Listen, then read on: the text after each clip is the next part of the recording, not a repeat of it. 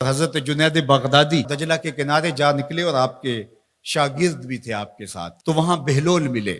بہلول ایک مجذوب تھے، تو کہا کہ چلیے ان سے زیادہ بات کرتے ہیں۔ تو شاگردوں نے کہا یہ تو ایک دیوانہ شخص ہے اور آپ اس سے کیا ملیں گے، آپ اتنے پڑھے لکھے عالم اور اتنے بڑے فقیہ اور صوفی، اور ایک دیوانے شخص سے آپ ملیں گے؟ دنیا اس کو دیوانہ کہتی تھی، بہلول دیوانہ۔ لیکن سادی بولے کہ سادیا نزدیک رائے عاشقاں، خلق مجنو نندو مجنو عاقل است، کا اصل تو عاقل یہ لوگ ہیں۔ تو خیر حضرت جنید بغدادی گئے اور بہلول کو سلام کیا، کہا کہ آپ کون ہیں؟ تو کہا میں جنید بغدادی ہوں۔ تو کہا کیا کرتے ہو؟ کہا کہ میں پڑھنے پڑھانے کی ذمہ داریوں میں لگا ہوں۔ تو آپ نے فرمایا کہ کھانے کے آداب جانتے ہو؟ تو کہا کہ ہاں، ہاتھ دھوئے جائیں، بسم اللہ شریف پڑھی جائے، چھوٹا لقمہ لیا جائے اور چبا چبا کے کھایا جائے، اور اس کے بعد الحمدللہ کہا جائے۔ تو بہلول کہنے لگا کہ میں تو آپ کو بہت بڑا عالم سمجھتا تھا، آپ تو کھانے کے ادب کو بھی نہیں جانتے۔ اور اپنا کپڑا اٹھایا، جھاڑا اور ایک جانب چل دیے۔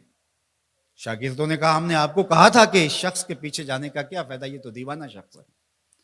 تو کہا نہیں میں اس کے پیچھے چلتا ہوں۔ پھر آپ اس کے پیچھے بھاگے۔ تو پھر بہلول نے پلٹ کے دیکھا، کہا کہ کون ہو؟ کہا کہ میں جنید ہوں، آپ کو ملنے آیا ہوں۔ تو آپ نے پھر ایک سوال کیا، گفتگو لمبی ہو جائے۔ تیسری مرتبہ بھی جب وہ اپنا دامن چھاڑ کے گزرے تو پھر آپ آگے بڑھے۔ انہوں نے پوچھا کون ہو؟ انہوں نے کہا کہ میں ایک عام سا شخص ہوں، تو آپ کے پاس جو ہے وہ سیکھنے آیا ہوں۔ تو کہا کہ میں نے تم سے پوچھا تھا کہ کھانے کے آداب کیا ہیں، تو تم نے یہ بتایا تھا۔ کہا جی میں نے تو یہی پڑھا ہے اور میں نے یہی بتایا ہے۔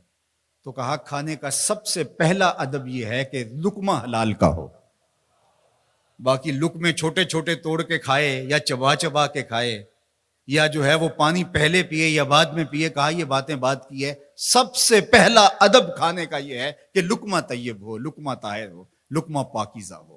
اللہ اکبر۔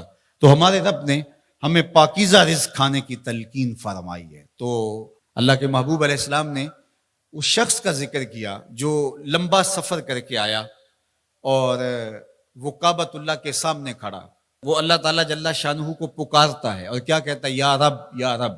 اشعث اغبر، اس کے بال بکھرے ہوئے ہیں اور اس کا لباس پھٹا ہوا ہے، پتہ گندہ سی حالت ہے، اور اللہ کے گھر کے سامنے کھڑا ہے، لمبے لمبے ہاتھ کر کے دعا مانگ رہا ہے، یا رب اے میرے اللہ، اے میرے اللہ۔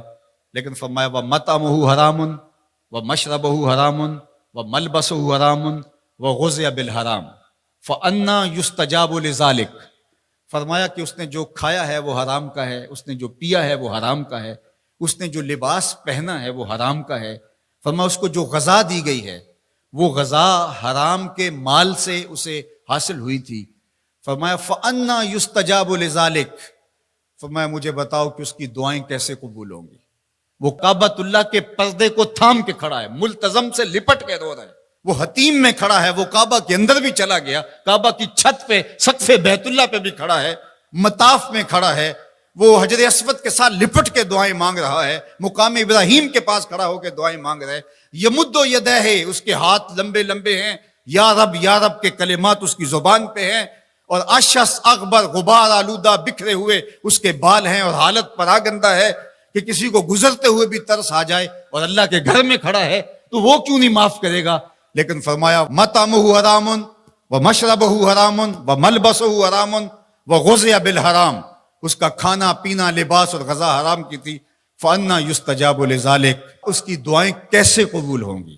بلکہ علماء نے لکھا کہ جو شخص حرام کمائی کھاتا ہے اس کی اپنی دعائیں تو قبول نہیں ہوتی، نیک لوگوں کی دعاؤں سے بھی اس کا حصہ نکال دیا جاتا ہے۔